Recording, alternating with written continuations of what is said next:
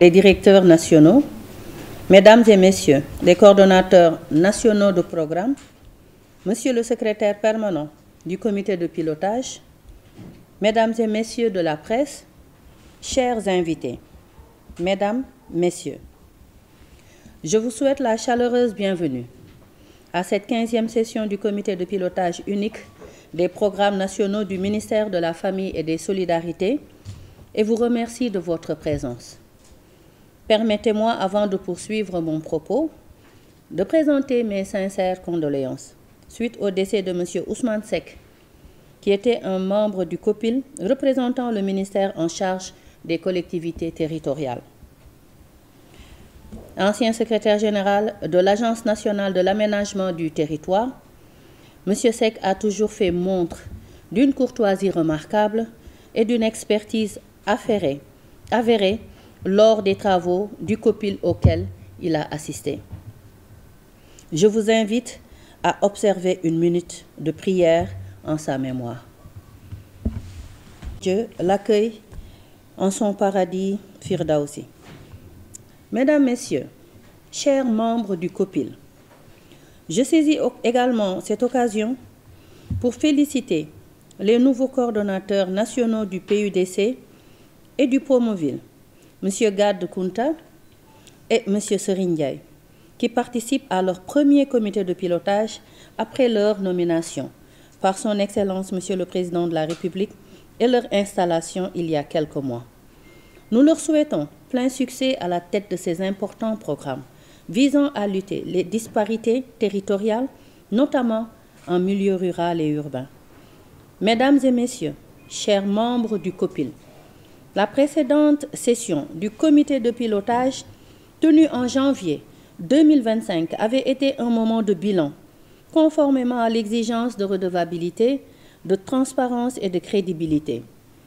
Elle avait permis de faire la revue des activités au troisième trimestre 2024 et des projections d'ici fin décembre relevant des programmes d'équité territoriale, PUDC, Promoville et PUMA, qui assurent la tutelle technique du projet de résilience et de développement communautaire de la vallée du fleuve Sénégal, le PRDC-VFS.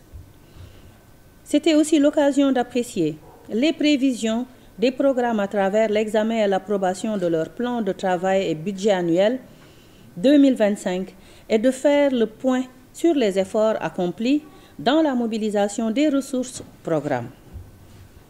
Cette rencontre avait permis d'aborder les questions clés relatives à la performance des entreprises attributaires des marchés, au retard dans la mise à disposition des ressources de l'État, à l'allègement des procédures de passation des marchés des partenaires et à la mobilisation des financements extérieurs. Mesdames et Messieurs, chers membres du comité, évoquant la mobilisation des ressources financières, il convient de souligner que la présente session se tient dans un contexte national marqué par une complexité de la situation budgétaire et des incertitudes conduisant à la mise en place de stratégies pour renforcer la transparence, améliorer la gestion de la dette et mobiliser des ressources pour financer les projets de développement.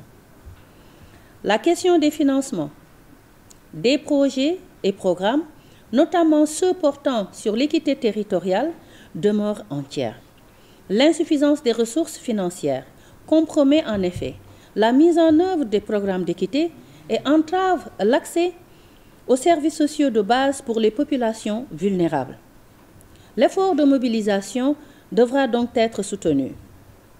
Nous devons à cet égard faire preuve de proactivité et d'innovation dans la recherche pour la diversification des sources de financement public et privé et surtout renforcer la mutualisation pour une meilleure allocation des ressources.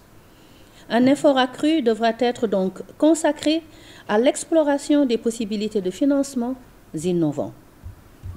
C'est dans ce cadre que j'ai adressé une correspondance à mon collègue en charge de l'économie, du plan et de la coopération en vue de solliciter l'accompagnement de l'unité nationale d'appui au partenariat public-privé, l'UNAP.